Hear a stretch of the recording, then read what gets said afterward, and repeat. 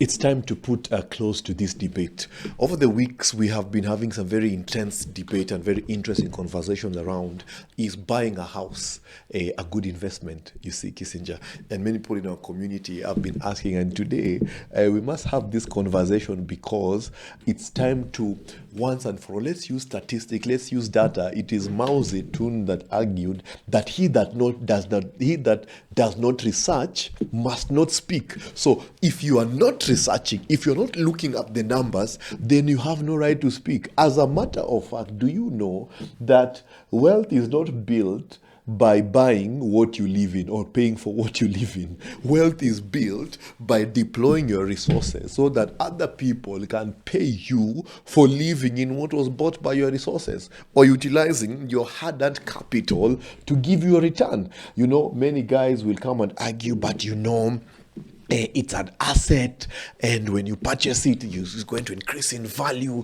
and so on and so forth. And we want to now take some time together today, and let's have the conversation around, is really buying a house an asset? Is having a mortgage a good idea? By the way, it's very interesting because in Kenya today, you have a mortgage penetration of less than 30,000. That in a population of 54 million people, we have less than 30,000 mortgages. That should begin to tell you something already. Again, when you begin to examine the mortgage market, and then you look at the stock market, and you look at the real estate market, and you look at all other opportunities, it's important then that you begin to analyze it, but using some predefined, should I say, intellectual framework. That in order for us to, should I say, profitably answer the question, is buying a home a good investment, we must begin that conversation with what then is a good investment. But before I jump in, I must tell you this story. One of my clients is somebody who's really, really well known. If I told you his name, you will immediately know him. Somebody who has been in national leadership in East Africa, and for the longest time he had been, as it were, in what they say, political power. He's been in the realms of power, and he did that, I think, 2013, 2017, and so for 5 years, he was inside. Then in 2017, what happened is that he was unable to clinch the seat. Guess what happens next? I think I've told you this story before. So what happens next is you're in the survival mood. You are what people call, you're in the cold, right? So what happens next? What happens next is that, so for the next 5 years, 2017 to 2022, he's just literally surviving and being in the hustle and so on. So of necessity, naturally, if it was you that 2022 has come and 2017 you did not make it, what will happen is in 2022 you will now put in your best foot forward. What will happen now is that you now take all your resources and say, it's now do or die. But baby, it was more die than do. So what happens in 2022 comes, and by good luck or by bad luck, we will see shortly, he's unable now to enter into he's able to secure power. And now he gets into a financial tailspin, and things become very difficult. He begins to experience what we call economic heat. Nairobi begins to bite. So what happens next? What happens next is that he is now, I think at this time, when I was being introduced to him, I think at this time he had, what was it? Was it 7 million or 700,000? One of those, it was a seven figure, right?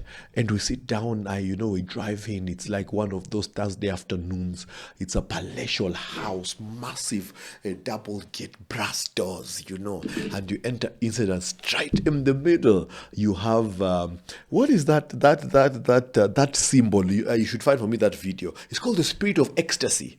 The one that is usually, which car is this that has the spirit of ecstasy? This guy who's doing like this. It's called the spirit of ecstasy. I think that's what it's called. So you walk in, you have this, you have this massive doors. You walk in, you feel like you're entering a small kingdom in Africa, right?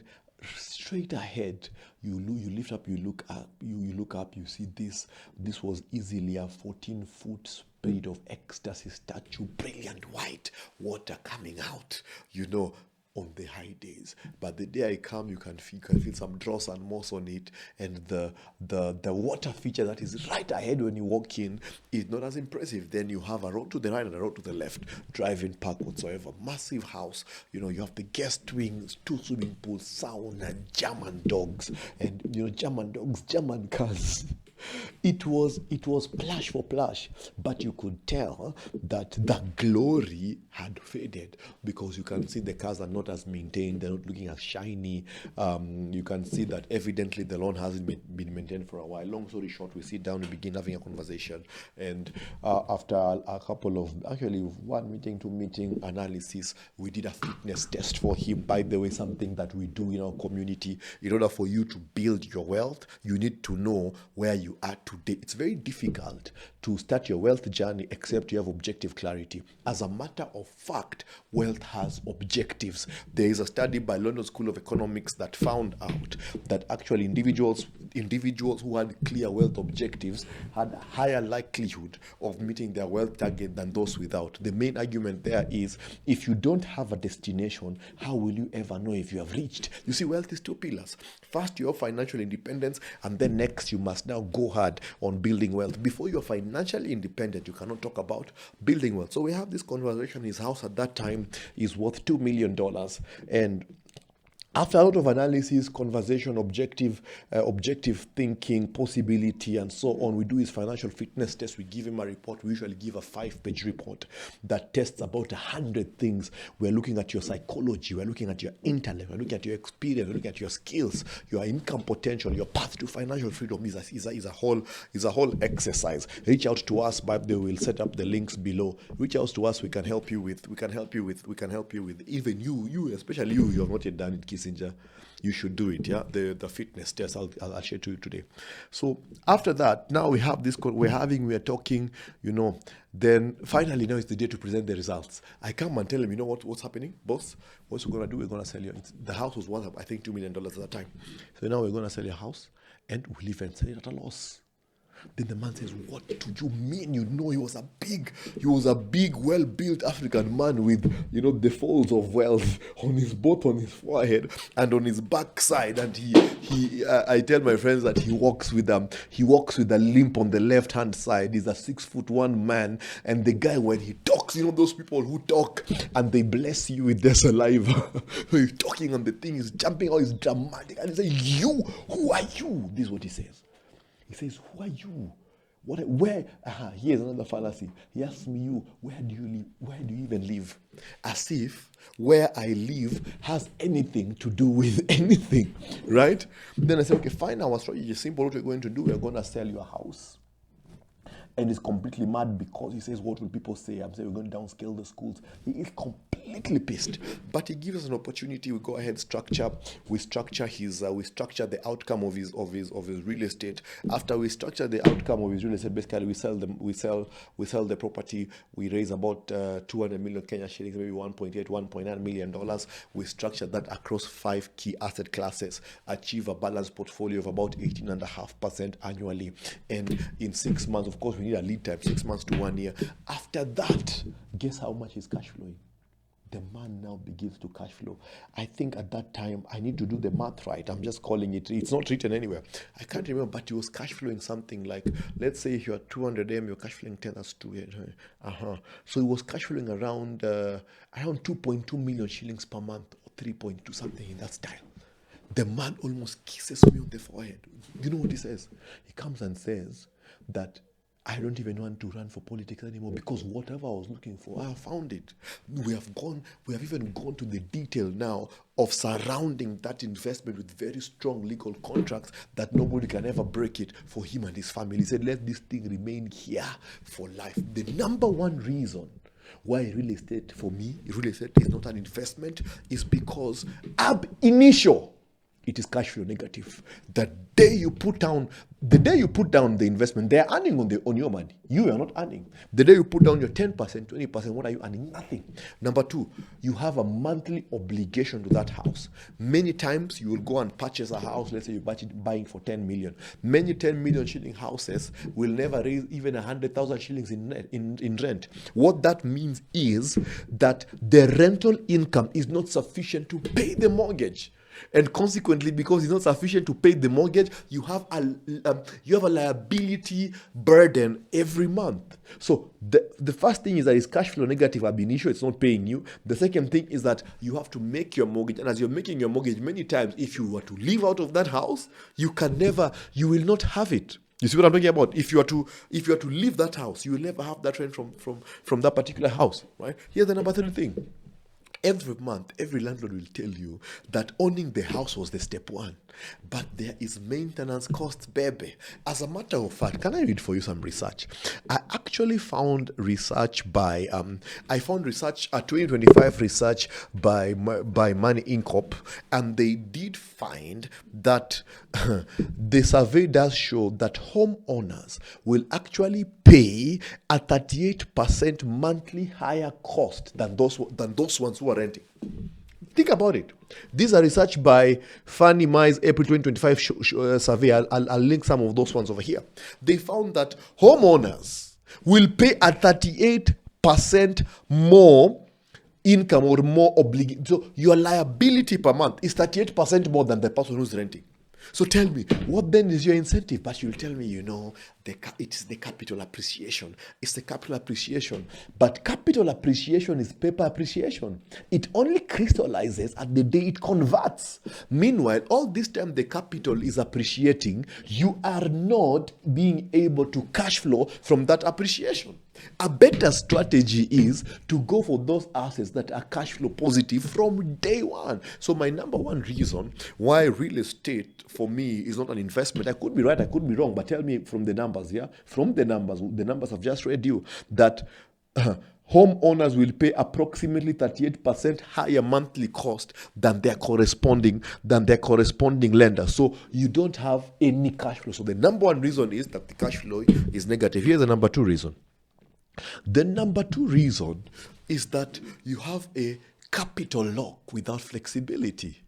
Do you realize once you own the home, you cannot today say that I have an ad hoc opportunity. I want to do portfolio rebalancing. I want to rebalance my portfolio. I want to be more heavy on equities and, lesser on real estate and lesser on bonds and so on. You cannot liquidate. You have a capital lock. You can't come today in your 4-bedroom villa and say, let's sell the SQ because we need Stand Assured as a 40% return item, we need to liquidate 20%. Others will liquidate the servers. Could I forget it? So that capital lock reduces your flexibility in your financial journey. You want maximum flexibility to adjust sale on the go. Could it be that a better strategy is to invest in those assets that are not only cash flow positive, but they're also very easy to convert into liquid cash for better opportunity? It is very possible that you commence your journey and you find optimized assets. You find those assets that are giving you north of 20%. You might need to adjust your portfolio, and now you are completely locked. Let me show you something that I found in research. I actually found that I found a study that showed investors require a 0.65% annual return just to hold illiquid assets like property. That because you're holding an illiquid property, right, in again, wealth follows objectives. I've argued that many times. So let's assume that your wealth objective is 18.5%. Let's say that you need to compound your wealth at 18.5% is a number I use in our community a lot, or 18%. If you are taking place in real estate, you require a 0.5% premium just to come to par with your with your non-real estate holding investors now. I am saying this, and somebody is sitting somewhere and they're completely confused because they're wondering, isn't this the same guy who told us he's buying 10,000 apartment doors? 100% it is me. But you see, how we are buying the 10,000 apartment doors is not how you're buying your real estate. For example, let me just give you one metric. We have about 16 of them. The first one is that we only purchase cash flow positive assets, cash flow positive real estate, where the rental income is a minimum of 1% of the cost of the house, so that our payback period is under 10 years. The second thing we do is we engineer capital appreciation. Why? For the third thing that we are doing, in order that we have what? Equity release, so that we do at least 3 releases from one equity play and have a 200 to 300% capital increment over 10 years. So the strategy is what I'm talking about here. That your strategy is different. It could be that your strategy is not as optimal as what we are actually using for ourselves. Here's the number 3 reason. The number 1 reason why real estate is a stupid investment, in my view, or real estate is a foolish investment. Let me not use the word stupid. Let me use the word suboptimal. I think that's fair. Suboptimal. I've been accused of using very arrogant words, but the problem is I'm extremely passionate in the things that I say, right? So the reason, number 1 reason why it's suboptimal because it's suboptimal because, what did I say it was? The suboptimal because of, number 1 is cash flow negative day 1. The second reason is that you have that capital lock. The third reason why real estate is not the most optimal investment is because of the opportunity cost of capital. Think with me for a minute that you can invest. I was showing our community members recently equity funds that have done 28%, equity funds that have done 30%, equity funds that have done 40% per annum ROI in this very country, in this very continent, right? So the opportunity cost of capital is so high that it becomes a fool's game. Can you think with me, if you are today put real estate yields head to head with equity yields head to head, of course it becomes a no-brainer. So the opportunity cost of equity is so high that the choice almost seems obvious. We did an analysis of between 1992, what was the property behavior of between 1992 and 2024? You'll be shocked what we found. According to who are these guys? I think, London School of Economics. They found that between 1992 and 2024, the S&P 500 deliver a CAGR, compounded annual growth rate, of 10.4%. Guess what the CAGR for real estate was for the same period? You will be surprised. It was 5%.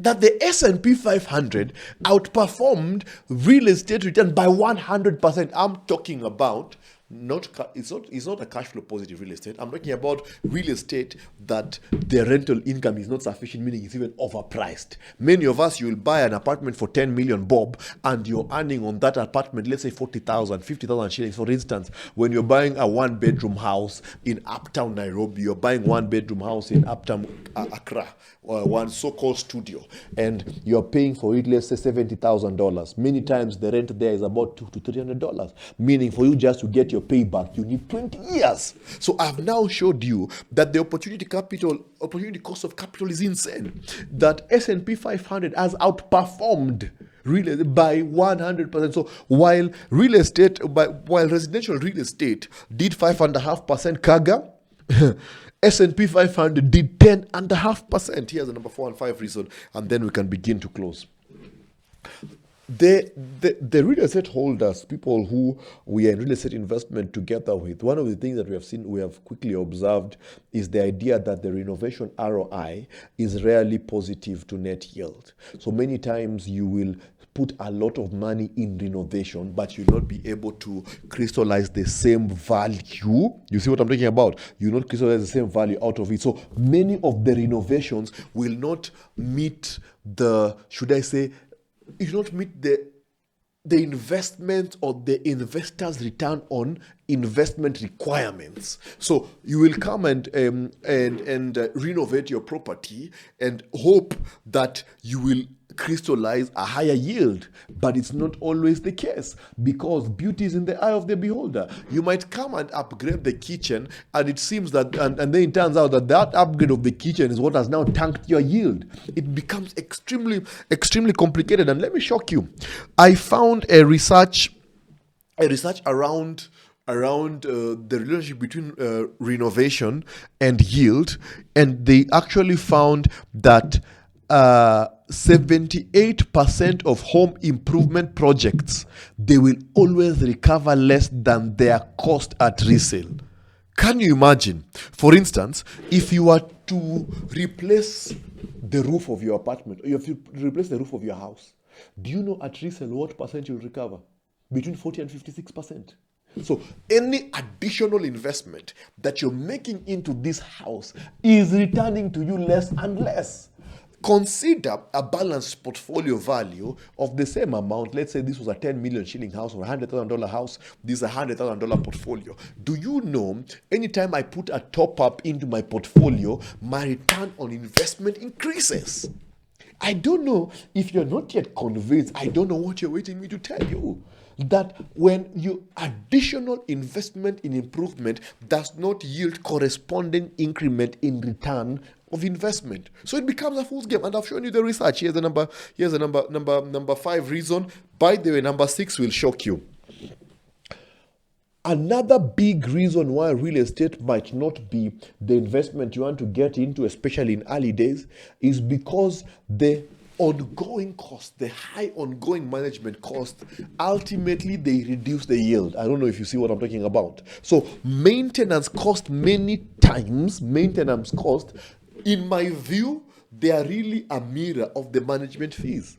So if the maintenance cost is so high, it's because management, you hire monkeys, you pay bananas, you get monkeys. So what happens then is, because of that small service charge, I think usually is about 2.5%, many times it's hardly to maintain anything. So the ongoing maintenance cost is so high.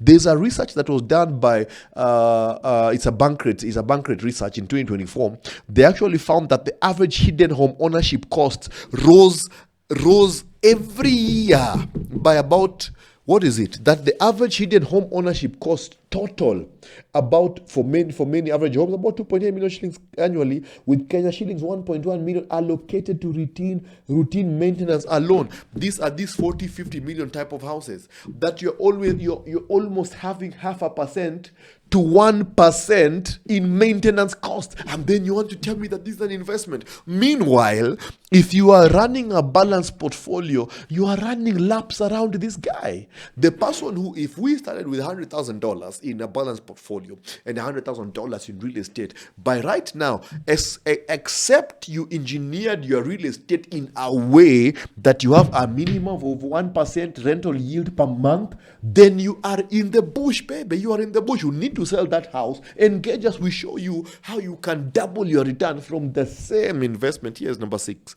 The number 6 reason why real estate is not an investment is because of the long-term leverage risk. What's basically happening is that you might have a debt carryover into retirement. Many people will get into mortgage. Now remember, my video title is really why mortgage is a bad idea. It's not so much why, I'm not trying to say that real estate is not an investment. I'm trying to say why mortgage is a bad idea. So the number 6 is why mortgage is a bad idea. Mortgage is a bad idea because of the leverage risk.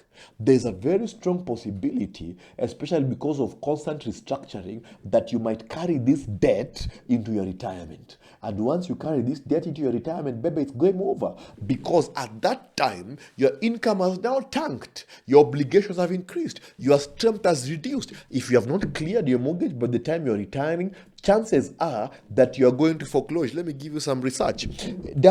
ARP citing 2024 data. This is actually from it's a research that was done by Africa Development Bank. They indicated that mortgages constituted 75% of all debt held by individuals above 70%. That is rock hard data, baby. You can't beat that. That the likelihood that you will carry your mortgage into your retirement is very high. And once you carry your mortgage into your retirement, you are in proper problems. Mortgage in that regard then does not become an investment. A better strategy would be to enter into equities, to enter into S&P 500, to enter into gold stocks, to enter into AI stocks. I can see you're thinking so deeply because I know you wanted to buy a house via mortgage. I'm now giving you reasons why that not be why that might not be an optimal strategy. Here's the number 7 reason. The number 7 reason is that you will quickly find that financial maneuvers, especially leverage, especially raising capital, favors those securities that are cash flow producing and are almost guaranteed, as opposed to those assets whose should I say stability is erratic. For instance, you will hear there are places where the average occupation is 8 months per year. There are other places where the average occupation is 11 months per year. There are places where it's 12 months per year. But the problem is, even in the places where it's 12 months per year, guess what? It's 12 months per year, but the income is not 1% of the value of the house. So again, you still have a liability burden of topping up in order that you're able to meet the mortgage. A mortgage is not an investment, baby. Come out of that mortgage. Talk to us. We're going to put our email down here. We show you how you can convert that dead asset into passive income. You are having a huge house, 40 million shillings valuation. I'll sell that house for 30 million bob. Once I sell that house for 30 million, $300,000, $27,000, and we crystallize for you a portfolio that can do, let's say, between 16 and 20%. Let's assume 18%. 18% was 18% of 30 million. 18% of 30 million minimum you are looking at least, because 10% is 300k, so 15% is about 450k. You can cash flow 450k from your current 30-40 million shilling house. With 450,000 shillings, which house won't you rent? Do you know where you will be living if you have to pay for 50k today and you want to be stuck there? And guess what? You can even decide to take a loan. 450,000, you can get a loan of about 10 million shillings. And even if that 10 million fails and you never are able to pay from it, your passive income from the 30M that we crystallize from your house is going to pay and settle that loan. Getting a mortgage is not an optimal strategy, especially if you're below $500,000. If you're below $500,000 in net worth, mortgage is not your right direction. There are better maneuvers, better flexibility that are available to you when you begin to use financial markets, when you begin to use passive income, when you begin to enter into board play, when you enter into equities play, whether local, continental, or global.